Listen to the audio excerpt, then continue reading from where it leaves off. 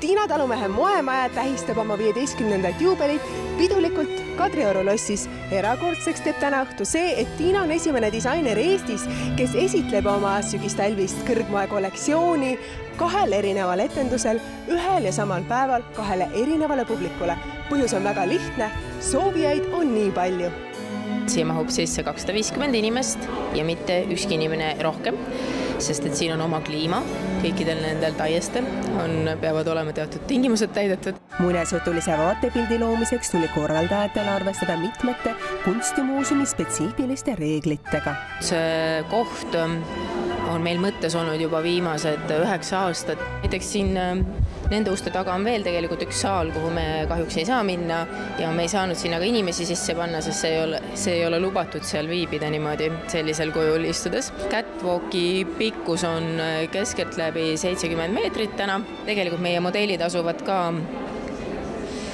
mitte öelda, et keelatud ruumis, aga ikkagi seal on nagu kõik asjad on seinast eemale tõstetud, et keegi kuskile vastu ei läheks ja meil on suur lootus, et me pääseme siit täna kõik niimoodi, et me midagi ära ei lõhu. Kas teil on kindlustus? Meil on kindlustus. Eesti hinnatuima haute couture'i armastava disaineri Tiina Talumehe sügisbarokk, moeetenduse avas kunstniku lemmikmodell Mirjam Väljaots. Tiina Talumees asutas oma moemaja 15 aastat tagasi ja kinnitab, et on väga õnnelik, sest moeloominguga tegelemine Eesti väikesel turul ei ole lihtne. Lihtsalt tuleb väga palju tahta ja kõige nimel tuleb väga palju tööd teha. Masuajad, siis kui ei olnud võib-olla kõike piisavalt ja kui sa pidid muretsema, et kas su töötajatel on kõik hästi ja kas kõigil on leivaraha laual, see oli võib-olla kõige raskem aeg. Ja minu kõige rikkam väärtus või kõige suurem väärtus ongi minu inimesed minu ümber, kellega ma koos olen kõike seda need aastad teinud, et nad on püsinud minuga koos. Ma olen lava taga ja ma leidsin siis Tiina lemmikmodelli Pialota, kes on 1,84 m pikk ja ma pean tunnistama, et kui üldjuhul tuleb mulle intervjuud teha ülevalt alla vaadates, siis täna väga haruharva tuleb mul seda alt ülevasse teha, et kui kaua sa oled siis Tiinaga koostööd teinud? Ma jäin selle peale mõtlema enne seda moeshow'd ja 3,5 aastat. Need 3 on minu kleidid ja viimane on kõige lemmikum. Moeetenduse koreograafia lõi Eesti vaadatuma telesaate Su nägu kõlab tuttavalt lavastaja Ingmar Jõela. Juba pealkiri on sügisbarokk, mis omaette juba annab juba väga täpse juhtnööri. See kõik annab juba teatud atmosfääri ja seda ka siis nõudsin modellidelt. Suursugune, majesteetlik, võimas ja enesekindel.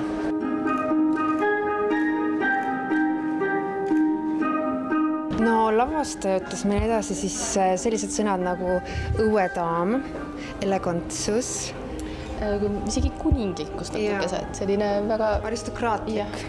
Näiteks me üritame seda siis välja elada. Klassikalisi poose meil ei lubatud seekord teha, et käsipuusa ja aga käed kõrvale võib. Tiina on meil viimasena enne väljaminekut kardina taga, vaatab üle, tõmbab paruka sirgu, sätib juukseid, kõike, et kõik viimseni vaadatakse, et Tiina on meil siuke täiuse otsija, et alla täiuse ei ole vastuvõetav. Barokses saalis sai näha kokku 55 erinevat käsitööna valminud kõrgmoekleiti, millest 5 oli klientide poolt juba broneeritud. Millises järjekorras kleidid lavale jõuavad? Need järjekorrad paneb paika Tiina. Pannakse paika niimoodi, et ühel modellil liiga kiireks ei läheks väljaminekuga. Kohe näha, siin on enamusel on 3 ja mõnel on siis 4. Järjekorras number 1 väljaminek, Kadril number 2 väljaminek, number 3 väljaminek. Kott on siin samas. Täpselt nii käibki. Nõelad, mis sul siin pluusi küljes on, kas need on mõeldud viimaseks hetkeks, kui midagi juhtub? Need on alusseeliku jaoks. Need meil käivad aeg-ajalt niimoodi ka teistel showdel ja modellide keskkohad on erinevad ja siis me paneme need nõelaga siit vastavalt modelli keskkohale väiksemaks või suuremaks. Uurisime disaineri käest, millise kleidi tegemine võttis kõige rohkem aega ja millise kleidi valmistamine oli kõige keerulisem. Minu jaoks ei ole siin ühegi kleidi puhul midagi niivõrd keerulist, et mina ju näen seda paberil ja ideena ette ja keeruline on see võib-olla teostajate jaoks. Mõnda kleiti võib valmistada vaid paar päeva ja mõnda valmistatakse üle nädala või isegi paar. Et kõik sõltub töömahukusest ja kõik sõltub ka sellest, kuidas see algne versioon mulle meeldib, et sageli olen ma selline jonnakas, et ma tahan ka nagu teha muudatusi veel poole pealt, et siis läheb kauem ja mõned kleidid lõigatakse ka ringi. Kas seekord ongi sellist nüüd täpselt, mille all mu tüdrukud oleks kannatanud? Kaie, kus on see, mille kallal sa kannatasid siin viimasel päeval? Siia tulid veel lõpus, hädasti oli vaja neid detaile veel siia lisada, et selline... Sinu väike kapriis. Ja minu väike kapriis. Et kui ma olin kõik kleidid üle vaadanud, siis oli just need olid veel puudu. Selline siin on pikka aega tikitud, et ei saa niimoodi sipsti valmis, et lõikad välja ja on olemas. Siin on sama asi, et see kõik on käsitööna, et see nokkimine võtabki aega. Võib-olla selle musta ja beeži teema, kus siis on sellist baroklik element on läbiv joon.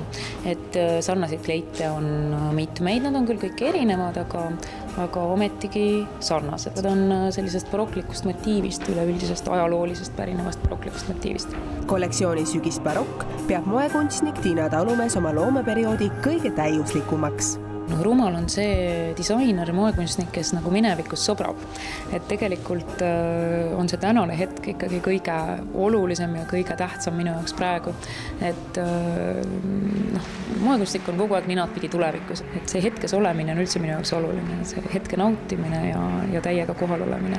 Loodame, et tuleb veel 15, võib-olla isegi veel 15, nii et see on see eesmärk. Tiina Moemaja tegi oma sünnipäeva puhul annetuse koos külaliste ja toetajate abiga Lastefondile.